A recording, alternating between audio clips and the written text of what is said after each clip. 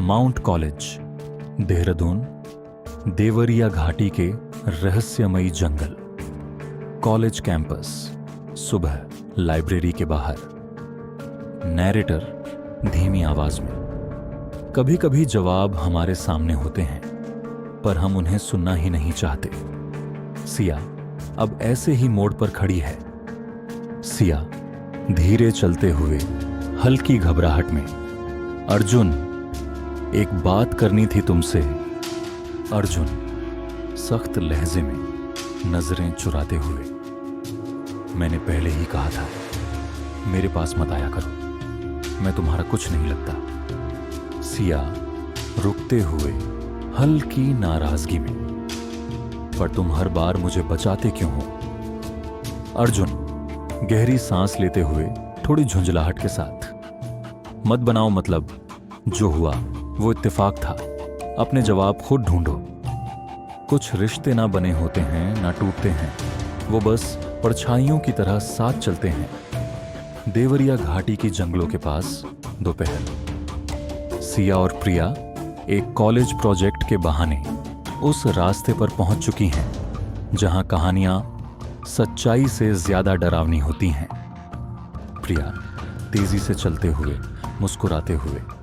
देख सिया, ये जगह कितनी अजीब है ना, पर सुंदर भी। सिया चारों ओर देखते हुए, शांत लहजे में। कुछ तो अलग है यहां, जैसे कोई हमें देख रहा हो। तभी एक बूढ़ा माली दिखता है, बाबा किशन।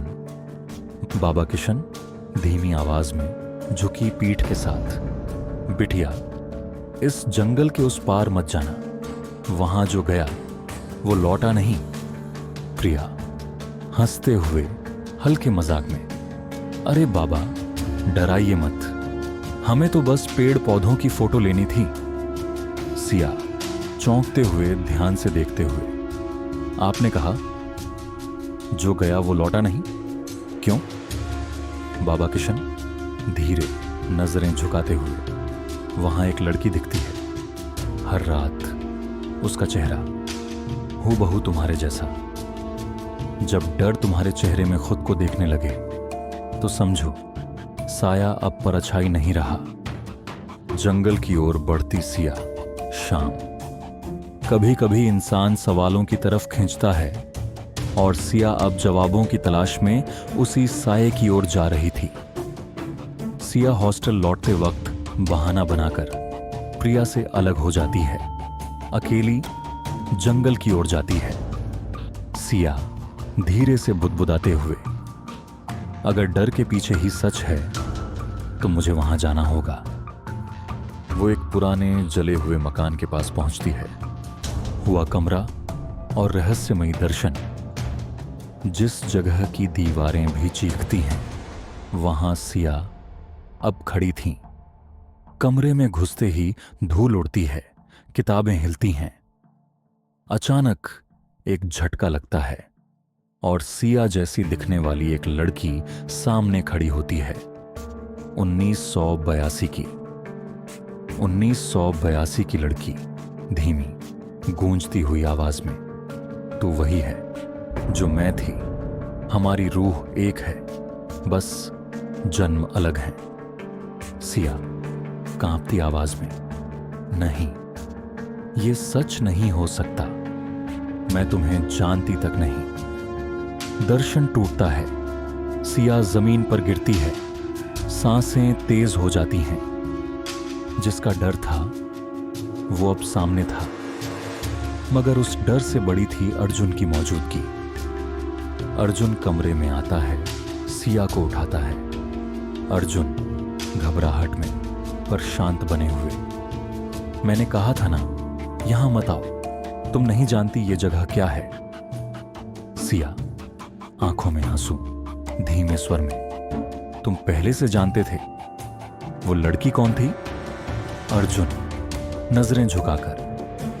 जब सच सामने आएगा, तुम शायद मुझे माफ न कर सको। वो सिया का हाथ पकड़कर उसे बाहर ले जाता है। कॉलेज कैंपस, कबीर और तनुजा। कबीर अकेले बैठा है, तनुजा गुस्से में आती है। तनुजा गुस्से में, सिया अब वो भी मेरी बराबरी करने लगी है। कबीर धीरे बोलते हुए पर मजबूती से, मैं कभी तुम्हारा था ही नहीं तनुजा। और सिया वो खुद नहीं जानती वो कितनी खास है। तनुजा आंखों में गुस्सा लिए, दांत भींचते हुए, अब देखना उसे चैन से नहीं रहने दूंगी। सब उसे पसंद करते हैं पर अब मैं उसके सामने नहीं झुकूंगी। जंगल से लौटते वक्त अर्जुन और सिया का आमना सामना। अर्जुन और सिया जंगल से बाहर निकलते हैं। सिया रुकती है। सिया सांसें तेज, आंखों में आंसू। हर बार तुम मुझे बचा लेते हो पर जवाब देने से क्यों भागते हो? अर्जुन आंखें बंद करके गहरी आवाज में, क्योंकि मैं वो सच हूं जिससे तुम भाग रही हो। और अगर तुमने सब जान लिया तो खुद से भी नफरत करोगी। वो दूर चला जाता है। सिया बस उसे जाते हुए देखती रह जाती है। अब डर सिर्फ परछाई नहीं रहा, वो सिया की अपनी रूह से जुड़ चुका है। और ये कहानी अब सिर्फ मोहब्बत की नहीं रही, ये बन चुकी है एक अधूरी रूह की तलाश की।